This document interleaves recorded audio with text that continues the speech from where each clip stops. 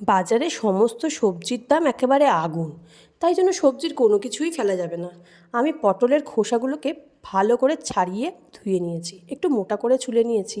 আজকে বানাবো পটলের খোসা বাটা। তো তার জন্য পটলের খোসাগুলো যখন ছাড়াবে তখন একটু মোটা করে ছাড়াবে।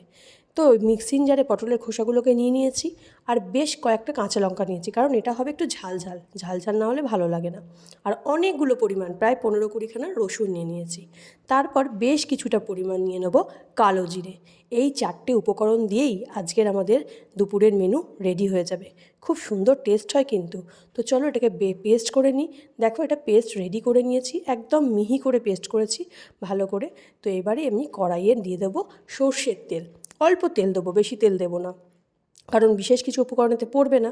তো অল্প তেল দিয়ে তেলটা গরম হয়ে গেলে তাতে দিয়ে দেবো কিছুটা পরিমাণ কালো জিরে। এটা কালো জিরে দিয়েই রান্না, আর কিচ্ছু নয়। তো এবারে কালো জিরেটা একটু ভাজা ভাজা হয়ে গেলে তারপর এতে দিয়ে দেবো ওই পেস্টটা, যে পেস্টটা আমি করে রেখেছিলাম মিক্সিং জারে, সেই পেস্টটা এবার আমি কড়াইয়ে দিয়ে দিচ্ছি। তো দেখো, এবার ভালো করে দিয়ে এবার এটাকে নাড়াচাড়া করতে হবে। তারপর এতে দিয়ে দেবো স্বাদ মতন নুন, আর অল্প হলুদ, বেশি হলুদ দেবো না, অল্প হলুদ দেবো। আর স্বাদটাকে ব্যালেন্স করার জন্য এতে আমি একটু দিয়ে দেবো চিনি। চিনিটা না দিলে স্বাদটা ঠিক ব্যালেন্স হয় না, তাই জন্য টেস্ট ব্যালেন্স করার জন্য আমি দিয়ে দেবো এতে একটু চিনি। তারপরে এটাকে ভালো করে কষাতে থাকবো, মানে জাস্ট ভাজতে থাকবো যতক্ষণ না কড়ার নিচে লেগে যাচ্ছে।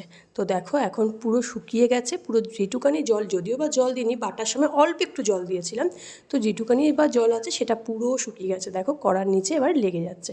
এবার এটাকে নামিয়ে নিতে হবে। তো নামানোর আগে আর একটা জিনিস দিতে হবে, সেটা হচ্ছে বেশ কিছুটা পরিমাণ সর্ষের তেল। লাস্টে নামানোর আগে একটু সর্ষের তেল দিয়ে এবার আমি এটাকে নামিয়ে নেব। তো আমার রেডি হয়ে গেছে পটলের খোসা বাটা। এবারে এটাকে তোমরা প্রথম পাতে গরম ভাতে খেয়ে দেখো, জাস্ট ফাটাফাটি লাগবে। কার কার ভালো লাগে অবশ্যই আমাকে কমেন্ট করে জানাও, আর কে কে খেয়েছো সেটাও জানিও। Thank you.